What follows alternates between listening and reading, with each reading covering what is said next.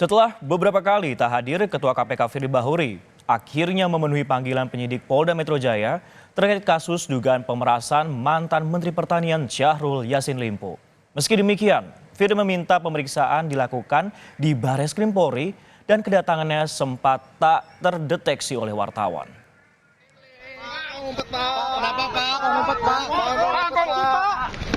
Pak Firly. Pak, kok ngumpet sih, Pak? Seusai diperiksa di Bareskrim Mabes Polri, Ketua KPK Firly Bahuri bungkam dan menutup wajah menggunakan tas saat masuk ke salah satu mobil yang membawanya keluar dari gedung Kamis kemarin. Bukan hanya itu, kedatangannya ke Mabes Polri di pagi harinya seolah seperti petak umpet sama sekali tidak terdeteksi oleh wartawan. Firly diperiksa sebagai saksi bersama 3 pegawai KPK lainnya terkait kasus pemerasan terhadap mantan Menteri Pertanian Syahrul Yassin Limpo. Dalam pemeriksaan, penyidik mengajukan 15 pertanyaan dan berlangsung selama 3 jam.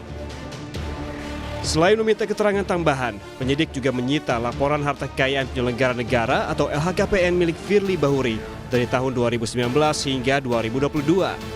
Penyidik akan melakukan konsolidasi, analisis, dan evaluasi sebelum melakukan gelar perkara dan menetapkan tersangka. Sudah dilakukan pemeriksaan terhadap 91 orang saksi. 91 orang saksi dan 8 orang ahli. Penyidik melakukan penyitaan atas dokumen ataupun surat ikhtisar lengkap LHKPN atas nama saudara FB selaku Ketua KPK RI dalam kurun waktu atau periode 2019, 2020, 2021 hingga 2022.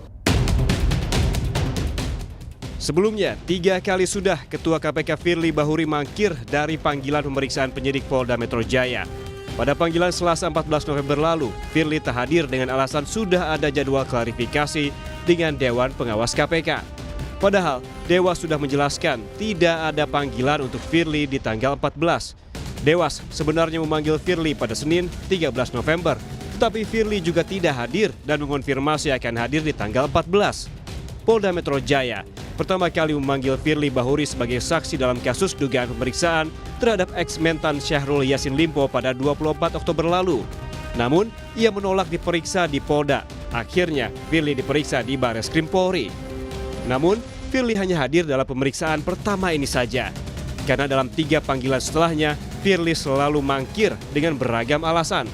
Mulai dari memilih roadshow KPK ke Aceh ketika dipanggil pada 7 Oktober hingga memimpin konversi di KPK Selasa lalu. Firly juga pernah mangkir dari pemeriksaan, tetapi beberapa hari setelahnya justru terlihat tengah bermain bulu tangkis. Hingga kini, total ada 91 saksi dan 8 orang ahli telah diperiksa dalam perkara ini. Saksi yang diperiksa termasuk pelapor Syahrul Yassin Limpo. Sedangkan 8 ahli terdiri dari ahli hukum pidana, pakar mikroekspresi, dan ahli multimedia. Walaupun kasus ini disebut sudah naik ke tahap penyidikan, tetapi polisi belum juga menetapkan tersangka. Tim Liputan Kompas TV.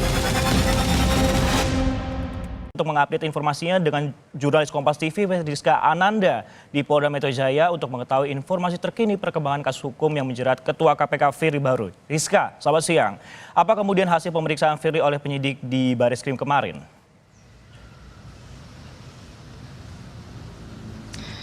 Untuk sementara, Sisko dan juga saudara penyidik gabungan dari Ditreskrimsus Polda Metro Jaya dan juga penyidik di Tipikor Bareskrim Polri ini akan melakukan analisis dan evaluasi untuk dapat melakukan apa selanjutnya tindakan ataupun langkah lanjutan yang akan diambil terkait dengan dugaan pemerasan yang dilakukan oleh pimpinan KPK Firly Bahuri terhadap mantan Menteri Pertanian Syahrul Yassin Limpo. Namun Sisko, kemarin juga ini kita ketahui bahwa untuk kedua kalinya ini Firly Bahuri kemudian hadir memenuhi panggilan dari penyidik Polda Metro Jaya meskipun pemeriksaan dilakukan di gedung Bareskrim Polri.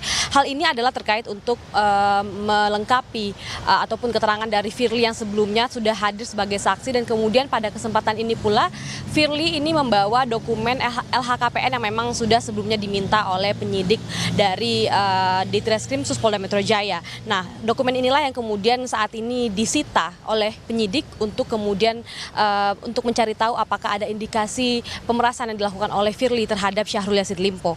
Nah, Sisko, kalau misalkan kami mengikuti kemarin bagaimana kemudian pemeriksaan ini dilakukan begitu ya, ini pemeriksaan dilaksanakan selama hampir 4 jam, di mana Firly Bahuri ini datang di gedung Barreskrim Polri ini pada pukul 9 pagi, meskipun kami tidak memantau kedatangan dari Firly, namun ia diketahui keluar dari gedung Barreskrim Polri ini pada pukul 1 siang, meskipun memang agak sedikit kucing-kucingan begitu dengan kami awak media yang memang menunggu Firly untuk memberikan keterangan resmi di hadapan media. Meskipun saat ini kita juga masih menanti seperti apa kemudian analisis dan juga evaluasi yang dilakukan oleh tim penyidik. Kita akan tunggu bagaimana hasilnya, lalu apa langkah yang akan dilakukan selanjutnya untuk kemudian kasus ini bagaimana kemudian akan ditindaklanjuti untuk memasuki tahap berikutnya, Sisko. Ya, yang memang ditunggu adalah tahap berikutnya. Dan kenapa kemudian, Rizka, pertanyaan berikutnya adalah mengapa polisi kemudian begitu lama mengumumkan tersangka, padahal kasus ini sudah lama ditingkatkan ke penyidikan, Rizka?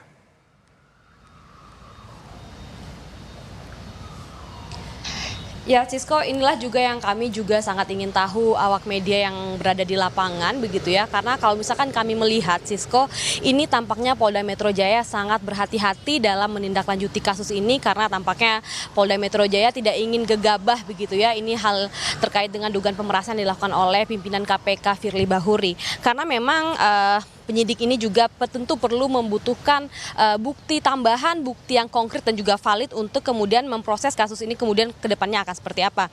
Meskipun penyidik juga telah melakukan pemeriksaan terhadap sejumlah saksi, tadi dikatakan ada 90 saksi dan juga 8 saksi ahli begitu yang dimintai keterangan oleh tim penyidik.